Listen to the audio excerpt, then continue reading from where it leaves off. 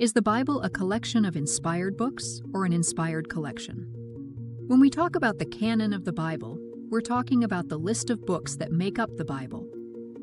Christians believe the books in the Bible are special because they're inspired by God.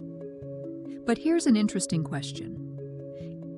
Is the Bible an inspired collection of books, meaning God guided the process of putting the Bible together? Or is it a collection of inspired books, meaning the books themselves are inspired and the church just recognized them? Let's break it down and think about what would happen if someone found one of Paul's missing letters today. What is the canon? The canon is the collection of 66 books that Christians believe God inspired. These include the Old Testament, which has 39 books, like Genesis and Psalms.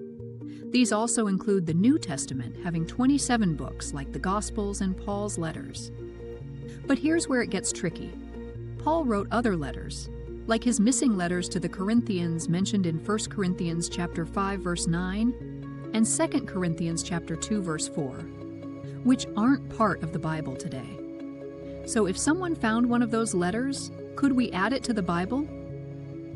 Two views of the canon. Christians have different ways of thinking about the canon. Number 1. The Bible is an inspired collection of books. This view says that God guided the process of choosing which books belong in the Bible. The focus is on the collection itself. God made sure the right books were included, and the canon is now complete. Even if we found a missing letter of Paul, it wouldn't be added because God already finalized the Bible long ago. The missing letters might be interesting and helpful, but they wouldn't be part of the Bible. View number 2. The Bible is a collection of inspired books. This view says that each book of the Bible is inspired by God, and the early church simply recognized which books were inspired. If we discovered a missing letter of Paul today, it could theoretically be added to the Bible if it was clearly inspired by God. For example, it would need to match the teachings of the other books and show evidence of God's truth. Could we add a missing letter of Paul? Let's imagine someone found a letter written by Paul, one that he mentions in the Bible but we don't have today. Could it become part of the Bible? Here's what would need to happen. First, is it authentic? Experts would have to confirm that Paul actually wrote the letter. Second, does it match the Bible? The letter would need to fit with the teachings of the other books in the Bible. If it said something totally different or went against God's message, it wouldn't qualify.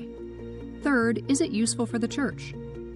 The Bible was written to teach and guide Christians everywhere.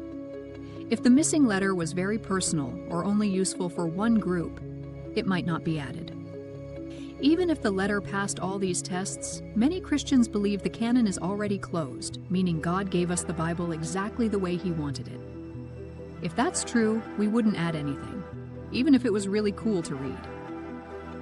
Why does this matter? Thinking about this question helps us appreciate the Bible we have today. Here's why. Number 1. The Bible is complete. Christians believe the Bible already contains everything we need to know God and live for Him. Number 2. God is in control. Whether you believe God inspired the collection of books or just the books themselves, it's clear that He guided the process. Number 3. Missing letters don't change the message. Even if Paul's missing letters were found, they wouldn't change the core message of the Bible. Jesus came to save us, and we are called to follow Him.